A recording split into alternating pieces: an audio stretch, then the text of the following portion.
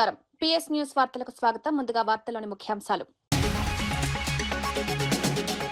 చంద్రబాబు మద్యం విధానంతో నేరాలు పెరిగాయని వ్యాఖ్య. మద్యం నియంత్రణపై ప్రభుత్వం స్పష్టతనివ్వాలన్న కారుమూరి. ప్రజల ఆరోగ్యాన్ని మద్యం ఆదాయానికి పరంగా పెట్టొద్దని వెల్లడి.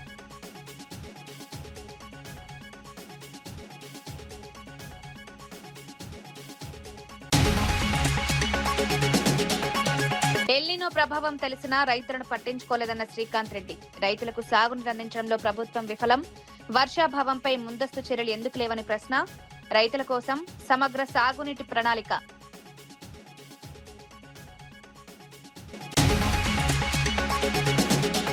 హైదరాబాద్ లో మెఫెంటెర్మిన్ ఇంజెక్షన్ల అక్రమ విక్రయం. 45,000 రూపాయల విలువైన ఇంజెక్షన్లు స్వాధీనం. ఇంజెక్షన్ల అక్రమ దందాకు చెక్. అక్రమ ఇంజెక్షన్లపై విక్రయంపై హైదరాబాద్ టాస్క్ ఫోర్స్ చర్యలు. కొండా సురేఖపై చర్యలకు డిమాండ్. కాంగ్రెస్ లో ముదిరిన విభేదాలు. సురేఖను కేబినెట్ నుంచి తొలగించాలన్న కాంగ్రెస్ నేతలు. సురేఖ వ్యవహారంపై అధిష్టాన నిర్ణయం కోసం కాంగ్రెస్ లో ఉత్కంఠ.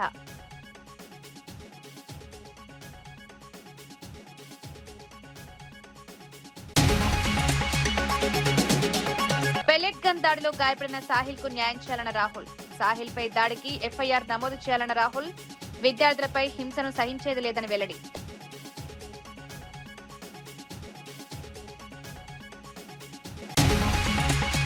రాష్ట్రంలో మద్యం విచ్చలవిడిగా అందుబాటులోకి రావడం వల్లే నేరాలు ఘోరాలు పెరుగుతున్నాయని వైఎస్ఆర్సీపీ రాష్ట్ర అధికార ప్రతినిధి కారుమూరి వెంకటరెడ్డి ఆరోపించారు. చంద్రబాబు అధికారంలోకి వచ్చిన సమయంలో మద్యాన్ని ఎల్లప్పుడూ అందుబాటులో ఉంచుతామని విమర్శించారు. ఎంత కావాలంటే అంత, ఎక్కడ కావాలంటే అక్కడ మద్యం తాగేందుకు ప్రభుత్వం అనుమతులు, లైసెన్సులు ఇచ్చిందని ఆరోపించారు. మద్యం వినియోగం పెరగడం వల్ల సమాజంపై ప్రతికూల ప్రభావం పడుతోందన్నారు. రాష్ట్రంలో వరుసగా చోటు చేసుకుంటున్న నేరాలు ఘోరాలకు ప్రభుత్వ మద్యం విధానమే కారణమని విమర్శించారు. మద్యం నియంత్రణపై ప్రభుత్వం స్పష్టమైన విధానం ప్రకటించాలని డిమాండ్ చేశారు. ప్రజల ఆరోగ్యం, కుటుంబాల సంక్షేమాన్ని దృష్టిలో ఉంచుకుని మద్యం విక్రయాలను నియంత్రించాల్సిన అవసరం ఉందన్నారు. యువతపై మద్యం ప్రభావం పడకుండా కఠిన చర్యలు తీసుకోవాలని కోరారు. ఈ రోజు రాష్ట్రంలో జరుగుతున్నటువంటి వరుస నేరాలు ఘోరాలు మొన్నటికి మొన్న మనం చూసాం. ఆంధ్రప్రదేశ్ రాష్ట్ర మద్యం తాగి రాజమండ్రిలో 23 ఏళ్ల యువకుడు ఒక అతను, 24 ఏళ్ల యువకుడు ఒక అతను, వీళ్ళిద్దరూ కలిసి ఏదైతే ఒక వైద్యురాలిని చంపేసినటువంటి పరిస్థితి. కారుతో గుద్ది దాన్ని ఆ ఇన్సిడెంట్ మనం చూసాం. దాని తర్వాత చూస్తే సాక్షాత్తు పోలీసులే మద్యం దాగి ఆటోని గుద్దేసి ఉల్టా వాళ్ళ మీదే మళ్ళీ కేసులు పెట్టినటువంటి పరిస్థితి. ఇలా ఒకటా రెండా అని చూస్తే ఈ రాష్ట్రంలో ఈ రోజు మద్యం వల్ల జరుగుతున్నటువంటి అనేక అనర్థాలు. ఇది 17/8/2026 పత్రికల్లో వచ్చినటువంటి వార్త. ఒకటి కాదు, రెండు కాదు, 3 జిల్లాల్లో 3 సంఘటనలు ఒకే రోజు జరిగినటువంటి సంఘటనలు. అన్నను గొడ్డలితో నరికి చంపిన తమ్ముడు మద్యం దాగే, మన చంద్రబాబు నాయుడు గారి బ్రాండ్లు దాగే. 2, తండ్రిని హతమార్చిన కుమారుడు, ఇది కూడా చంద్రబాబు నాయుడు గారి బ్రాండ్లు దాగే. దాని తర్వాత 3, భార్యను హత్య చేసిన భర్త. ఇదంతా ఆంధ్రప్రదేశ్ లో మంచి నాణ్యమైన నాటు సరుకు తాగి పిల్లల్ని చంపేస్తున్నారు, అన్నల్ని చంపుతున్నారు, తండ్రులను చంపుతున్నారు. రోడ్డు మీద ఎవడ కనపడితే వాళ్ళని చంపేస్తున్నటువంటి పరిస్థితి. ఇందాక మనం మాట్లాడుకున్నాం కదా, ఏదైతే 2 యువకులు బెల్ట్ షాపులో మద్యం కొని ఫుల్లుగా తాగి హైవే మీదకి ఎక్కితే 19 మంది చనిపోయినటువంటి పరిస్థితి. బెల్ట్ షాప్ మద్యం, అది కూడా మన మొలకల చెరువు బ్రాండో మరి ఇబ్రహీంపట్నం బ్రాండో క్లారిటీ ఇంకా రాలా. సో ఈ బ్రాండ్లు తాగి ఇది చూస్తే మద్యం తాగి 2 సాఫ్ట్వేర్ ఉద్యోగులు మృతి. వాళ్ళే చచ్చిపోతారు మద్యం తాగి, వాళ్ళు ఇంకొకరిని చంపుతారు. ఇది ఆంధ్రప్రదేశ్ రాష్ట్రంలో అద్భుతమైనటువంటి మద్యం పాలసీ ద్వారా జరుగుతున్నటువంటి హత్యలు. తెలంగాణ కాంగ్రెస్ లో మంత్రి కొండా సురేఖ వ్యవహారం రాజకీయంగా మరింత వేడెక్కింది. ముఖ్యమంత్రి రేవంత్ రెడ్డిని ఉద్దేశించి కొండా సురేఖ కుమార్తె సుష్మిత చేసినట్లు ప్రచారంలో ఉన్న వ్యాఖ్యలపై పలువురు కాంగ్రెస్ ఎమ్మెల్యేలు, ఎమ్మెల్సీలు అభ్యంతరం వ్యక్తం చేశారు. పార్టీ ప్రయోజనాలకు నష్టం కలిగించేలా ఎవరైనా వ్యాఖ్యలు చేస్తే కఠిన చర్యలు తీసుకోవాలని నాయకులు డిమాండ్ చేస్తున్నారు. సుష్మిత వ్యాఖ్యలను మంత్రి కొండా సురేఖ బహిరంగంగా ఎందుకు ఖండించలేదని కొందరు ప్రశ్నించారు. తనకు ఆ వ్యాఖ్యలతో సంబంధం లేదని ఆమె చెప్పడం పైన పార్టీ నేతలు అభ్యంతరం వ్యక్తం చేశారు. కొందరు నాయకులు మరింత ముందుకు వెళ్లి కొండా సురేఖను రాష్ట్ర కేబినెట్ నుంచి తొలగించాలని, పార్టీ నుంచి సస్పెండ్ చేయాలని డిమాండ్ చేసినట్లు సమాచారం. పార్టీకి నష్టం కలిగించే వ్యాఖ్యలు చేసేవారు ఏ స్థాయి నాయకులైనా అధిష్టానం కఠినంగా వ్యవహరించాలని కోరుతున్నారు. ఈ వ్యవహారంపై ఏఐసీసీ, టీపీసీసీ స్థాయిలో చర్చ జరుగుతున్నట్లు పార్టీ వర్గాల్లో ప్రచారం సాగుతోంది. అంతర్గత విభేదాలు బహిరంగంగా మారడం పార్టీకి నష్టం కలిగిస్తుందని కొందరు నేతలు అభిప్రాయపడుతున్నారు. సమస్యను పార్టీ అంతర్గత వేదికపైనే పరిష్కరించుకోవాలని మరికొందరు సూచిస్తున్నారు. వాళ్ళే మాట్లాడుతున్నారు. ఇవాళ సీఎంనే మేం చేసినాం, పీసీసీనే మేం చేసినాం. ఏంటి నువ్వు చేసింది? 12 నియోజకవర్గాలలో వరంగల్ జిల్లాలో 11 మెజార్టీ వచ్చింది పార్లమెంట్ లా. నీ ఒక్క దగ్గర 9,000 ఎందుకు మైనస్ వచ్చింది? నోటికి ఏది వస్తుంది మాట్లాడుకుంటూ వదిలిపెడుతుంటే మాలాంటి కష్టపడి 54 కేసులు పొద్దుగా లేస్తే సంసారం సగం కోట్ల చేస్తారా మేము? అయినా మీకు మంత్రి పదవులు ఇచ్చి ఇచ్చేస్తే మీరు ఇచ్చే గౌరవం ఇదా? సంబంధం లేదని ఒక మాట అంటే అయిపోతుందా? అధిష్టానం కూడా ఉంటే ఉన్నది, ఏది పోతే పోయింది. కానీ ఇలాంటి వాటిని క్షమించుకుంటూ పోతే మాత్రం మాకు కూడా ఓపికలు అనేటివి పోతుంటాయి. దయచేసి పార్టీలకు వెళ్ళి బహిష్కరించక ముందుకే వెళ్ళిపోండి. కాంగ్రెస్ పార్టీ విషయంలో మీరు పచ్చ కాంగ్రెస్, అదేవిధంగా కచ్చ కాంగ్రెస్. ఇక్కడ పచ్చ కాంగ్రెస్ ఏంటిది, కచ్చ కాంగ్రెస్ ఏంటిది అందరికి తెలిసిన విషయమే. పార్టీలు ఎవరు ఎంతమంది మారినరు. ఈరోజు రాజగోపాల్ రెడ్డి గారు చేసే వ్యవహారం కూడా మంచిది కాదు. చిన్నారెడ్డి గారు ఈరోజు ఈ రాష్ట్రంలో ఒక క్రమశిక్షణ కమిటీ చైర్మన్ గా వ్యవహరించారు. పార్టీలో విడంబోజు తప్పు చేసినా, ఎవరు తప్పు చేసినా, రోడ్డు మీద ఎవరు మాట్లాడినా కంపల్సరీ చర్యలు తీసుకోవాలి. కొండా సురేఖ వ్యవహారంపై పీసీసీ అధ్యక్షుడు క్రమశిక్షణ కమిటీ చైర్మన్ కు ఫిర్యాదు చేస్తామని ఎమ్మెల్యేలు, ఎమ్మెల్సీలు స్పష్టం చేశారు. లక్షలాది మంది కార్యకర్తల్ని నష్టం చేకూర్చే విధంగా మేము పార్టీ కంటే పెద్ద, మా వల్లనే పార్టీ గుర్తుపైన అభ్యర్థులు గెలిచిర్రని చెప్పి ఏదైతే వ్యాఖ్యలు మాట్లాడుతున్నారో దాన్ని తీవ్రంగా ఖండిస్తున్నాము. నిజంగా పార్టీ కంటే మేము పెద్ద అని ఎవరైనా భావిస్తే పార్టీ ఇడిచిపెట్టి బయటికి వెళ్ళి ఇండిపెండెంట్ గా నిలబడితే పార్టీ పెద్దనా వారి పెద్దనా ప్రజలే నిర్ణయిస్తారు. పార్టీలో తప్పు చేసినటువంటి వాళ్ళు ఎవరైనా కఠినమైన చర్యలు ఉండాలనేటువంటిది మేము డిమాండ్ చేస్తాం. తప్పకుండా పిసిసి గారికి రిక్వెస్ట్ చేస్తాం. క్రమశిక్షణ కమిటీ చైర్మన్ గారు కూడా కలిసి రిపోర్ట్ చేస్తాం. బీఆర్ఎస్ ఆడుతున్న డ్రామాలో మా వాళ్ళు పడొద్దని చెప్తున్నాం. బీఆర్ఎస్ ఆడుతున్నటువంటి డ్రామాలో, బీఆర్ఎస్ చేస్తున్నటువంటి కుట్రలో గొంతు కలిపి మాట్లాడొద్దని మా వాళ్ళకి రిక్వెస్ట్ చేస్తాం. చిన్నారెడ్డి, రాజగోపాల్ రెడ్డి సహా ఎవరైనా కాంగ్రెస్ క్రమశిక్షణకు విరుద్ధంగా మాట్లాడితే కఠినంగా వ్యవహరించాలని ఎమ్మెల్యే, ఎమ్మెల్సీలు అధిష్టానాన్ని కోరారు. షోకాజ్ నోటీసులతో సరిపెట్టకుండా చర్యలు ఉండాలని డిమాండ్ చేశారు. విజయవాడ ప్రభుత్వ సర్వజన ఆసుపత్రి వద్ద ఏపీ జూనియర్ డాక్టర్ల సంఘం ఆధ్వర్యంలో జూనియర్ డాక్టర్లు నిరసన చేపట్టారు. దీర్ఘకాలంగా పెండింగ్ లో ఉన్న స్టైఫండ్ సవరణను వెంటనే అమలు చేయాలని డిమాండ్ చేస్తూ విధులను బహిష్కరించి ధర్నా నిర్వహించారు. తమ న్యాయమైన డిమాండ్లను ప్రభుత్వం పరిష్కరించాలని కోరారు. స్టైఫండ్ పెంపు విషయంలో ప్రభుత్వం ఆలస్యం చేస్తోందని ఆరోపిస్తూ ఆగ్రహం వ్యక్తం చేశారు. వైద్య విద్య పూర్తి చేసుకుని ప్రభుత్వ ఆసుపత్రుల్లో సేవలందిస్తున్న జూనియర్ డాక్టర్లకు తగిన ఆర్థిక ప్రయోజనాలు కల్పించాలని డిమాండ్ చేశారు. దీర్ఘకాలంగా స్టైఫండ్ సవరణ పెండింగ్ లో ఉండడం వల్ల తమపై ఆర్థిక భారం పడుతోందని తెలిపారు. విధులు నిర్వహిస్తున్న సమయంలో పని గంటలు ఎక్కువగా ఉంటాయని, రోగులకు నిరంతరం వైద్య సేవలు అందిస్తున్నామని పేర్కొన్నారు. ప్రభుత్వం తమ సమస్యలను సానుకూలంగా పరిశీలించి వెంటనే నిర్ణయం తీసుకోవాలని కోరారు. ధర్నా సందర్భంగా జూనియర్ డాక్టర్లు ప్రభుత్వానికి వ్యతిరేకంగా నినాదాలు చేశారు. తమ డిమాండ్లపై అధికారులతో చర్చలు జరపాలని విజ్ఞప్తి చేశారు.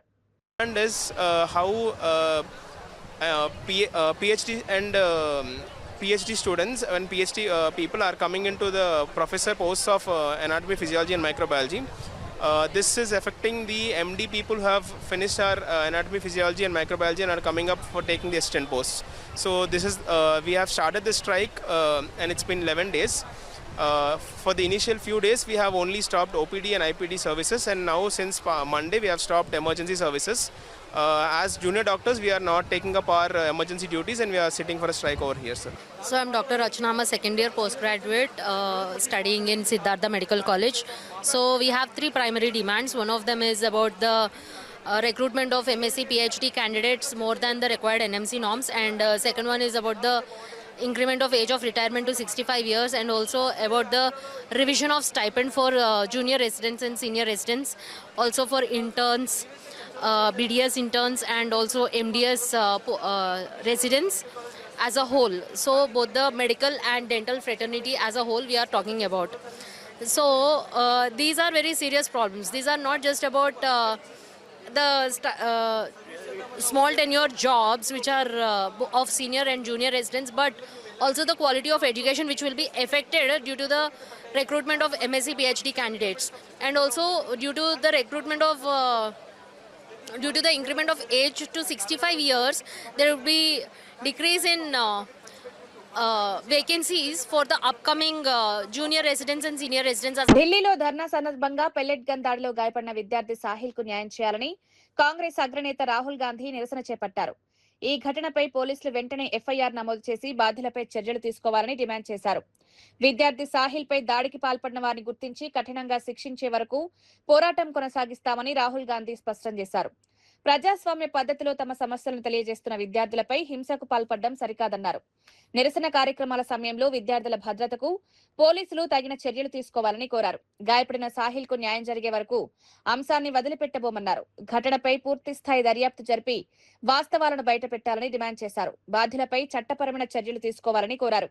విద్యార్థులు, యువత తమ హక్కుల కోసం శాంతియుతంగా నిరసన తెలిపే హక్కును గౌరవించాలన్నారు. పోలీసులు కేసు నమోదు చేయడంలో ఆలస్యం చేయకూడదని పేర్కొన్నారు.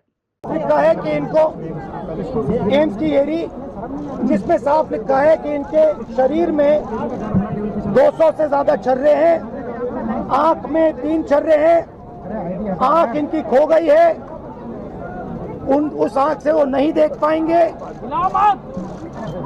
और इनके दिल के पास, बिल्कुल दिल के पास छर्रे हैं जो छुए नहीं जा सकते हैं. दिल्ली पुलिस ने कहा कि हमने छर्रे नहीं चलाए, तो एक ही सवाल है, अगर आपने नहीं चलाए तो किसी ने तो ये छर्रे चलाए होंगे. शायद किसी और ने इन पर छर्रे चला दिए, और अगर किसी और ने नहीं चलाए तो पता नहीं, शायद इन्होंने ही छर्रे चला दिए हों. मगर क्राइम तो हुआ है क्योंकि इनके शरीर में छर्रे हैं. हम सिर्फ ये कह रहे हैं कि एफआईआर दर्ज कीजिए, एफआईआर दर्ज कीजिए. हिंदुस्तान का एक युवा है, उनकी मम्मी यहाँ पे ज्योति खड़ी है, उनके पिता दीपक हैं, साहिल हैं ये, और हम सिर्फ ये कह रहे हैं कि प्लीज एफआईआर दर्ज कीजिए. अंदर से हमें बताया जा रहा है कि देखिए ऊपर से ऑर्डर आया, एफआईआर नहीं हो सकता है. सिंपल सी बात है, जब तक एफआईआर नहीं होगा तब तक हम यहां से नहीं हिलने वाले हैं. सिंपल सी बात है, एफआईआर करना होगा. इस देश में लाखों लोगों के साथ ये अन्याय होता है, महिलाओं के साथ होता है, जिनका रेप किया जाता है उनके साथ होता है, गरीबों पर ये किया जाता है, हर रोज किया जाता है. और ये नई दिल्ली में कनॉट प्लेस में आपकी आंखों के सामने किया जा रहा है. इसीलिए हम सिर्फ एक मांग है हमारी, एफआईआर, डीडीआर और जो इन्वेस्टिगेटिव ऑफिसर है उसका आप नाम हमें बता. ఎన్టీఆర్ జిల్లా వత్సవాయి మండలం మక్కపేట గ్రామంలో టీడీపీ ఆధ్వర్యంలో ఇంటింటికి తెలుగుదేశం కార్యక్రమం నిర్వహించారు. ఎమ్మెల్యే, టీడీపీ పొలిట్ బ్యూరో సభ్యుడు శ్రీరామ్ రాజగోపాల్ తాతయ్య స్థానిక నాయకులతో కలిసి కార్యక్రమంలో పాల్గొన్నారు. ఇంటింటికి వెళ్లిన ఎమ్మెల్యే స్థానిక ప్రజలను పలకరించి వారి సమస్యలను నేరుగా అడిగి తెలుసుకున్నారు. గ్రామంలో ప్రధానంగా తాగునీటి సమస్య, విద్యుత్ పోల్స్ ఏర్పాటు, డ్రైనేజీ సమస్యలను ప్రజల ఎమ్మెల్యే దృష్టికి తీసుకొచ్చారు. అంగన్వాడీ భవనానికి, ఎస్సీ కమ్యూనిటీ హాల్ కు కాంపౌండ్ వాల్ నిర్మించాలని కోరారు. సీసీ రోడ్ల నిర్మాణం చేపట్టాలని గ్రామస్తులు విజ్ఞప్తి చేశారు. ప్రజలు తెలిపిన సమస్యలను ప్రాధాన్యత క్రమంలో పరిష్కరించేందుకు చర్యలు తీసుకుంటామని ఎమ్మెల్యే హామీ ఇచ్చారు. కొన్ని పనులను పంచాయతీరాజ్ నిధులతో, మరికొన్ని సంబంధిత శాఖల నిధులతో చేపడతామని తెలిపారు. గ్రామంలో సాధ్యమైనంత మేర ప్రతి సమస్యను పరిష్కరించి మెరుగైన మౌలిక సదుపాయాలు కల్పించేందుకు కృషి చేస్తామన్నారు. ప్రజల సమస్యలను నేరుగా తెలుసుకోవడం ద్వారా స్థానిక అవసరాలపై స్పష్టత వస్తుందన్నారు.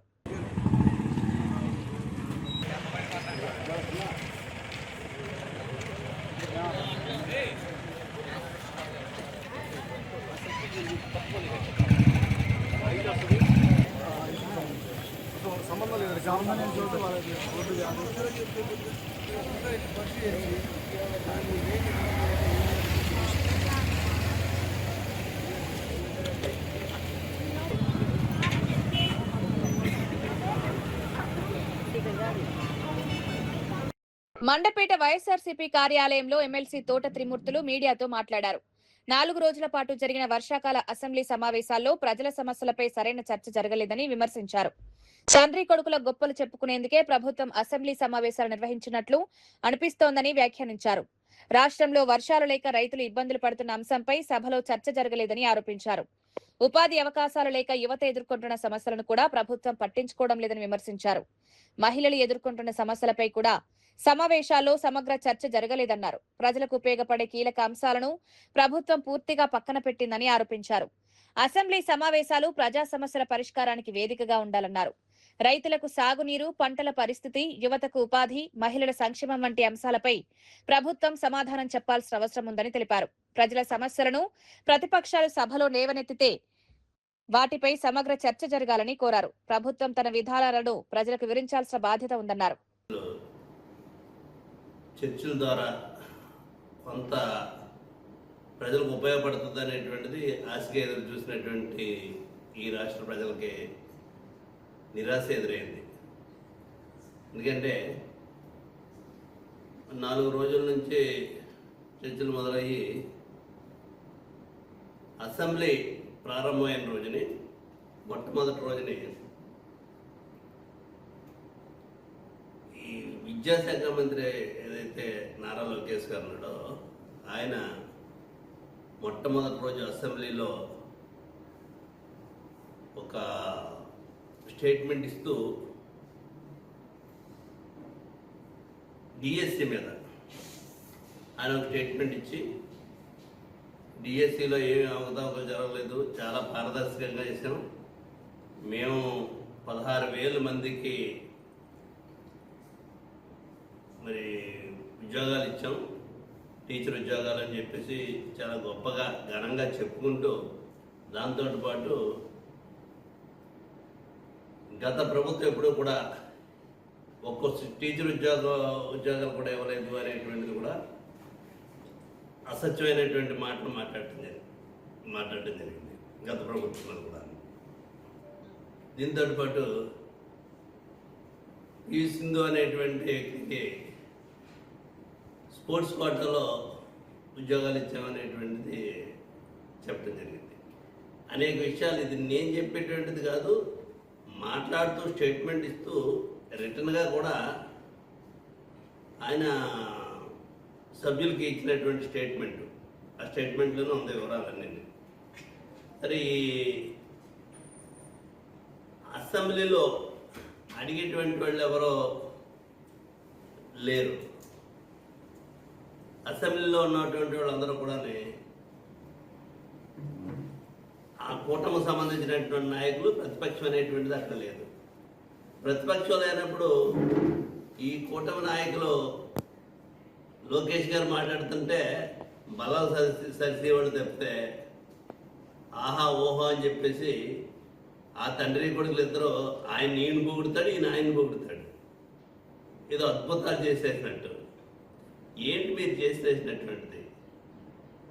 4 రోజులు సమావేశాలు పెట్టి మీరు మొట్టమొదటి రోజుని అసెంబ్లీలో ఈ విషయాల మీద మాట్లాడి ప్రతిపక్షం ఉన్నటువంటి కౌన్సిల్కి వచ్చేటప్పటికి మీరు సమాధానం చెప్పకుండా దాని మీద చర్చకు రాకుండా పారిపోయేటువంటి విధానం. అసలు మీ యొక్క అవినీతి ఏంటి అనేటువంటిది, ఆ డిఎస్సిలో తప్పులు జరిగినాయని చెప్పడానికి ఇక్కడ మీరు 4 రోజుల్లోనే 1 రోజు కూడా సభకు సమాధానం చెప్పకపోవటంలో, ఆ విషయాన్ని చర్చకు కూడా రానివ్వకుండా మీరు దాటేసేటువంటి విధానం చేశారంటే దీని మీద ఏమనుకోవాలి? నల్గొండ జిల్లాలో హత్యకు గురైన ప్రధానోపాధ్యాయురాలు రూపారెడ్డి మృతికి సంతాపంగా సిద్దిపేట జిల్లా హుస్నాబాద్ లో ఉపాధ్యాయులు కొవ్వొత్తులతో నివాళులర్పించారు. ట్రాస్మా ఆధ్వర్యంలో అంబేద్కర్ చౌరస్తాలో ఈ కార్యక్రమం నిర్వహించారు. పాఠశాలలో 10వ తరగతి చదువుతున్న విద్యార్థులను క్రమశిక్షణగా ఉండాలని మందలించినందుకు ప్రధానోపాధ్యాయురాలిని హత్య చేయడం అత్యంత దారుణమని ఉపాధ్యాయులు ఆవేదన వ్యక్తం చేశారు. ఘటనకు కారణమైన వారిని గుర్తించి కఠినంగా శిక్షించాలని డిమాండ్ చేశారు. పాఠశాలల్లో ఉపాధ్యాయులు, విద్యార్థుల భద్రతకు ప్రభుత్వం ప్రత్యేక చర్యలు తీసుకోవాలని కోరారు. ఉపాధ్యాయులు విధులు నిర్వహించే సమయంలో వారికి రక్షణ కల్పించాల్సిన అవసరం ఉందన్నారు. విద్యార్థులను క్రమశిక్షణలో ఉంచేందుకు సూచనలు చేసే ఉపాధ్యాయులపై ప్రతీకార చర్యలు జరగకుండా భద్రతా వ్యవస్థను బలోపేతం చేయాలని సూచించారు. భవిష్యత్తులో ఇలాంటి ఘటనలు పునరావృతం కాకుండా కఠిన చర్యలు తీసుకోవాలని ప్రభుత్వాన్ని కోరారు. ఘటనపై సమగ్ర దర్యాప్తు జరిపి నిజానిజాలను వెలుగులోకి తీసుకురావాలని అన్నారు. మృతురాలి కుటుంబానికి న్యాయం చేయాలని ఉపాధ్యాయులు డిమాండ్ చేశారు. విద్యార్థులకు డ్రగ్స్ అలవాటు చేసి టీచర్లకు రక్షణ మన నల్గొండ జిల్లాలో మా శ్రీమతి రూపారెడ్డి మేడం గారిని అత్యంత దారుణంగా 27 కత్తిపోట్లతో ఆ పాఠశాలలో చదువుతున్న 10వ తరగతి విద్యార్థి చంపడం అంటే చాలా బాధాకరం. దీనికి సమీపంగా ఈరోజు ఉస్నాబాద్లో కొవ్వొత్తులతో ర్యాలీ నిర్వహించాము. అదేవిధంగా ఆ మేడం గారికి ఆమె యొక్క ఆత్మకు శాంతి చేకూరాలని కోరుకుంటున్నాము. జోహార్ జోహార్. నల్గొండ జిల్లా ఒక పాఠశాల ప్రిన్సిపాల్ రూపారెడ్డి గారిని అత్యంత దారుణంగా అదే స్కూల్కి సంబంధించిన 10th క్లాస్ విద్యార్థులు క్రూరంగా చంపడం జరిగింది. దీనికి గల కారణాలు ఏమిటంటే విద్యార్థుల క్రమశిక్షణలో పెట్టడంలో భాగంగా ఆ ప్రిన్సిపాల్ మేడం వారిని స్కూల్ నడుస్తున్న తరుణంలో వారిని మందలించి మీరు మొబైల్ తీసుకురావద్దు, మీ యొక్క చర్యలు వేరే విధంగా ఉన్నాయి అని వాళ్ళని మందలించి, అంటే ప్రతి ఉపాధ్యాయుడైనా పిల్లలను మంచి క్రమశిక్షణతో నడవాలని, పేరెంట్స్ మనల్ని నమ్మి పంపించారు కాబట్టి వాళ్ళకు నైతికతలు నేర్పాలనే ఉద్దేశంతో దానిలో భాగంగా పిల్లలను మందలించి ఆ అబ్బాయి హాస్టల్లో ఉండే అబ్బాయిని మందలించి అతన్ని డే స్కాలర్గా మార్చడం జరిగింది. మార్చిన తరుణంలో ఆ విద్యార్థి మరియు ఇంకొక విద్యార్థి కలిసి ఆ ఇద్దరు పిల్లలు ఆ ప్రిన్సిపాల్ మేడంని టార్గెట్ చేసి అంటే ఇందులో ప్రిన్సిపల్ మేడం తప్పిదం ఏమున్నది, పిల్లల్ని పేరెంట్స్ పంపించారు కాబట్టి వారిని మంచి నైతిక విలువలు అలవరించి అది మంచి క్రమశిక్షణ నడిచి మంచి మార్కులతో మంచి విలువలతో పేరెంట్స్కి అప్పచెప్పాలనే ఉద్దేశంతో మేడము ఏ లాభం లేకుండా, అంటే ఉపాధ్యాయులు అంటేనే సమాజ నిర్మాతలను వాళ్ళు తయారు చేసేవారు కాబట్టి అందులో భాగంగా ఈ టీచర్ అంటే ప్రిన్సిపాల్ మేడం వాళ్ళని మందలించి డే స్కాలర్గా మార్చడం తరుణంలో ఒక 5 రోజుల పాటు ఆ ప్రిన్సిపాల్ మేడంను వీళ్ళు అబ్జర్వ్ చేయడం జరిగింది. మేడం ఎటు వెళ్తుంది, మేడం డబ్బులు తీసుకెళ్తుందా, మేడం ఏం చేయాలి అనే విధానంలో ఒక పెద్ద పాయింట్ ఆఫ్ అంటే టార్గెట్ చేసి, అంటే ఒక పెద్ద వ్యక్తులను టార్గెట్ చేసినట్టుగా ఒక ఉపాధ్యాయురాలని టార్గెట్ చేసి వాళ్ళు చిన్న పిల్లలు 10వ తరగతి పిల్లలు ఏం తెలియదు, బట్ వాళ్ళు ఏ విధంగా చేయాలని సోషల్ మీడియాలో ఈజీ మనీ వే అనే యాప్ అనే దాన్ని ఓపెన్ చేసి ఈజీ మనీ ఏ విధంగా పొందాలి అంటే ఏ విధంగా పొందాలి, ఒక మనిషిని టార్గెట్ చేయాలి. ఆ మనిషి ఎవరంటే వాళ్ళ ప్రిన్సిపాల్ అదే స్కూల్లో అవమానించింది కాబట్టి అవమానించిన టీచర్ను మనం ఏ విధంగానైనా చంపాలనే దురుద్దేశంతో 5 రోజులు పరిశీలించి అబ్జర్వ్ చేసి ఆ మేడంను వాళ్ళు ఫాలో అయ్యి ఆ యొక్క వీడియోలు కూడా మనకు రావడం జరిగింది. ఆ మేడం ఇందులోకి వెళ్ళిన తర్వాత ఆ విద్యార్థులు ఇద్దరు అంటే డబ్బుకు ఆశపడి మరియు అదేవిధంగా ప్రిన్సిపాల్ మీద కక్ష పెట్టుకొని వాళ్ళు ఆ మేడం వాళ్ళ ఇంట్లోకి వెళ్ళి 27 కత్తిపోట్లతో అత్యంత దారుణంగా ఒక పెద్ద ఉగ్రవాద నక్సలైట్ చంపే విధానంగా ఒక 16 సంవత్సరాలు ఉన్న విద్యార్థులు ఈ విధమైన కార్యక్రమానికి పాల్పడ్డారంటే ఇది చాలా అత్యంత బాధాకరమైన విషయం. దీనికి నిరసనగా ఉస్నాబాద్ బస్మా నుండి ఇవాళ మేము ప్రవృత్తుల ర్యాలీ తీసి ఆ మేడం ఆత్మకు శాంతి కలగాలని, అదేవిధంగా ఈ విధమైన చర్యలకు పాల్పడుతున్న విద్యార్థులకు మరి వేరే విద్యార్థులు ఎవరు కూడా దీన్ని ఫాలో కావద్దని, అందరికీ విద్యార్థులకు ఈ విధంగా జరిగితే అత్యంత శిక్షలు కఠినంగా ఉంటాయని విధంగా చట్టాలు తీసుకురావాలని ప్రభుత్వాన్ని డిమాండ్ చేస్తూ, అదేవిధంగా మనము క్రమశిక్షణ మరియు నైతిక విలువలు పిల్లలకు నేర్పాలనే ఉద్దేశంతో మనం వస్తే ఈరోజు మనము చాలా ఆగమ్య గోచరానికి గురైన పరిస్థితి టీచర్లందరికీ. కాబట్టి ప్రభుత్వం తప్పకుండా వీటికి కఠినమైన చర్యలు తీసుకోవాలనే విద్యార్థులపైన ఉస్నాబాద్ మండల తరఫున మేము కోరడం జరుగుతుంది. జోహార్. డిఎస్సి నియామకాల్లో అవకతవకలు జరిగాయని వైఎస్ఆర్సీపీ ఆరోపిస్తోంది. ఇదే సమయంలో కూటమి ప్రభుత్వం గత ప్రభుత్వ హయాంలో జరిగిన గ్రూప్ 1 నియామకాలపై ఆరోపణలు చేస్తోంది. ఈ 2 అంశాలపై సిబిఐ విచారణ జరిపించాలని వైఎస్ఆర్సీపీ రాష్ట్ర అధికార ప్రతినిధి జూపడి ప్రభాకర్ డిమాండ్ చేశారు. జగన్మోహన్ రెడ్డి తన ప్రెస్ మీట్ లో కూటమి ప్రభుత్వానికి, ముఖ్యమంత్రి చంద్రబాబుకు, మంత్రి నారా లోకేష్ కు సవాల్ విసిరారని చెప్పారు. డిఎస్సి కుంభకోణంపై తాము కోరుతున్న సిబిఐ విచారణతో పాటు కూటమి ప్రభుత్వం ఆరోపిస్తున్న గ్రూప్ 1 నియామకాలపై కూడా సిబిఐ విచారణ జరగాలని కోరుతున్నామని అన్నారు. 2 అంశాలపై ఒకే విధమైన దర్యాప్తు జరిపించి వాస్తవాలను బయటకు తీసుకురావాలని డిమాండ్ చేశారు. ఇంకొక వ్యక్తి 4వసారి ముఖ్యమంత్రి కావచ్చు, వ్యవస్థల్ని ధ్వంసం చేయటం, నూతన వ్యవస్థల్ని నిర్మించలేకపోగా తను చెప్పిందే వేదమన్నట్టుగా నమ్మండి లేకపోతే మీ అంతు చూస్తాననే అది ఒక చేతగాని అనుభవం. ఈ ఇద్దరు వ్యక్తుల గురించి రాష్ట్రం మాట్లాడుకుంటున్న నేపథ్యంలో నిన్న జగన్మోహన్ రెడ్డి గారు పెట్టినటువంటి ఒక press meet. He throwed a challenge to the Chandrababu Naidu, కూటమి నాయకులకి, చంద్రబాబు నాయుడుకి. ఏపీపీఎస్సీ అనేది ఒక రాజ్యాంగ వ్యవస్థ. డిఎస్సి అనేది ఒక కన్వీనియంట్గా ప్రభుత్వంలో ఉన్నటువంటి ప్రభుత్వం పెట్టుకునే ఒక డిపార్ట్మెంట్. డిఎస్సిలో అక్రమాలు జరిగాయి. డిఎస్సిలో జీవోలు 1, 2, 3, 4 మార్చుకుంటూ వెళ్ళిపోయారు. డిఎస్సిలో సెలెక్ట్ అయిన వాడికి సర్టిఫికెట్స్ వెరిఫికేషన్ చేసిన వాడికి ఉద్యోగం ఇవ్వాలి, కానీ వాడిని పక్కకు తోసేశారు. ఈ అవకతవకలన్నీ జరగటానికి కారకులు ఎవరు, దాని మీద ఒక ఎంక్వైరీ వేయండి అని అడిగాం. అరే దానికి ఎన్ని సవాళ్ళు ఇసిరారో. పోనీ మేము అనుకున్నాం, మేము ఎలాగో అసెంబ్లీకి పోవట్లేదు, అసెంబ్లీలో దీన్ని ఏమన్నా చర్చిస్తారేమో అని అనుకుంటే, అసెంబ్లీ జరిగే 4 రోజుల ముందు ఫెయిలర్స్ ఏంటంటే అసెంబ్లీలో దాని సంగతి తెలుస్తామన్నారు. పోనీ కౌన్సిల్లో మేము ఉన్నాం కదా, అక్కడ కూడా వస్తుంది అనుకున్నాం. ప్రతిపక్ష పార్టీ లేని చోట దాని గురించి రకరకాలుగా మాట్లాడి, ప్రతిపక్ష పార్టీ ఉన్న చోట పారిపోయినటువంటి విధానం. అందుకే జగన్మోహన్ రెడ్డి గారు, మీరు నిజమైనటువంటి హైదరాబాద్ లో మెఫెంటెర్మిన్ సల్ఫేట్ ఇంజెక్షన్లను అక్రమంగా సేకరించి విక్రయిస్తున్న వ్యక్తులపై పోలీసులు చర్యలు తీసుకున్నారు. నగర పోలీస్ కమిషనర్ టాస్క్ ఫోర్స్ అధికారులు అక్రమ వ్యాపారంపై నిఘా పెట్టి నిందితులను అరెస్ట్ చేశారు. ఆపరేషన్లో సుమారు 45,000 రూపాయల విలువైన మెఫెంటెర్మిన్ సల్ఫేట్ ఇంజెక్షన్లను పోలీసులు స్వాధీనం చేసుకున్నారు. వీటితో పాటు ఖాళీ ఇంజెక్షన్ ప్యాకెట్లు, 4 మొబైల్ ఫోన్లు, 1 మోటార్ సైకిల్ ను కూడా స్వాధీనం చేసుకున్నట్లు తెలిపారు. నిందితులు ఇంజెక్షన్లను అక్రమంగా సేకరించి విక్రయిస్తున్నట్లు దర్యాప్తులో గుర్తించినట్లు పోలీసులు వెల్లడించారు. ఈ వ్యవహారంపై కేసు నమోదు చేసి తదుపరి దర్యాప్తు చేపట్టారు. అక్రమంగా ఔషధాలు, ఇంజెక్షన్లు విక్రయించే వ్యక్తులపై కఠిన చర్యలు తీసుకుంటామని పోలీసులు హెచ్చరించారు. ఈ వ్యాపారంతో సంబంధం ఉన్న మరికొందరిని గుర్తించేందుకు విచారణ కొనసాగుతున్నట్లు తెలిపారు. నిషేధిత, నియంత్రణ ఔషధాలను అనుమతులు లేకుండా విక్రయించడం చట్టవిరుద్ధమని పోలీసులు పేర్కొన్నారు. ఎల్నినో ప్రభావంతో వర్షాభావ పరిస్థితులు ఏర్పడే అవకాశం ఉందని తెలిసినా ముఖ్యమంత్రి చంద్రబాబు ముందస్తు చర్యలు తీసుకోవడం లేదని వైఎస్ఆర్సీపీ ప్రధాన కార్యదర్శి గడికోట శ్రీకాంత్ రెడ్డి ఆరోపించారు.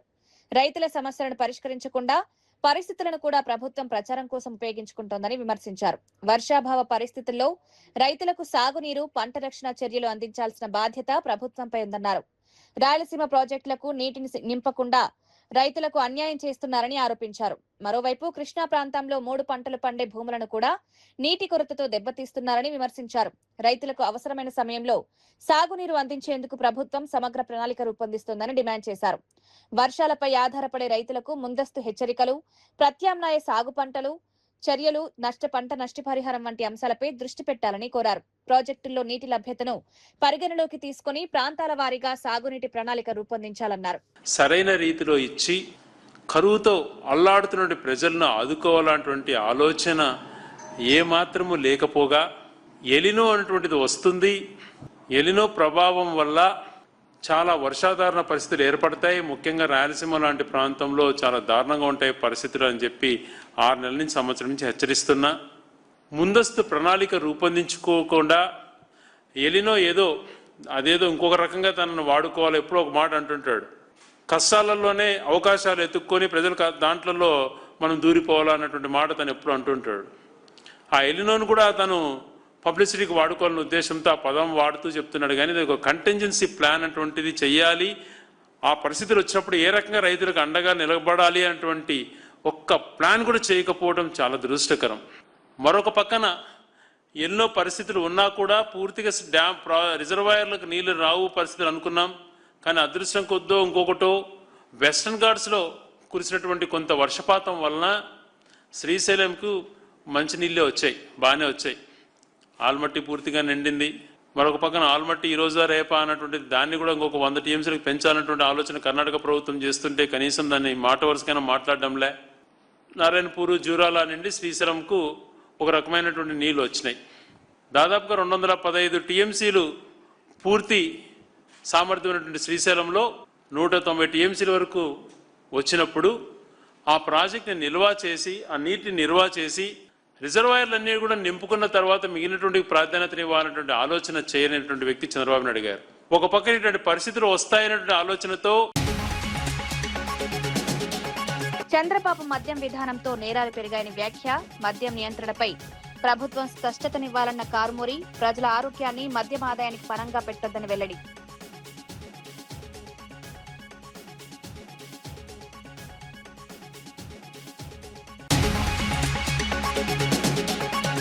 ఎల్నినో ప్రభావం తెలిసినా రైతులను పట్టించుకోలేదన్న శ్రీకాంత్ రెడ్డి. రైతులకు సాగునీరు అందించడంలో ప్రభుత్వం విఫలం. వర్షాభావంపై ముందస్తు చర్యలు ఎందుకు లేవని ప్రశ్న. రైతుల కోసం సమగ్ర సాగునీటి ప్రణాళిక.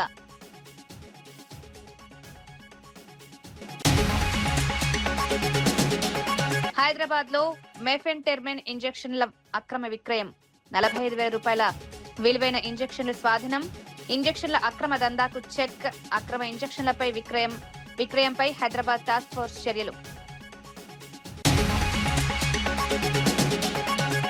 కొండా సురేఖపై చర్యలకు డిమాండ్. కాంగ్రెస్ లో ముదిరిన విభేదాలు.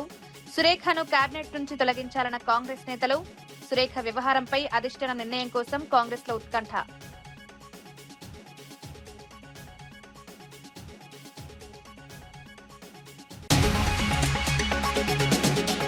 పెల్లెట్ గన్ దాడిలో గాయపడిన సాహిల్ కు న్యాయం చేయాలన్న రాహుల్. సాహిల్ పై దాడికి ఎఫ్ఐఆర్ నమోదు చేయాలన్న రాహుల్. విద్యార్థులపై హింసను సహించేది లేదని వెల్లడి.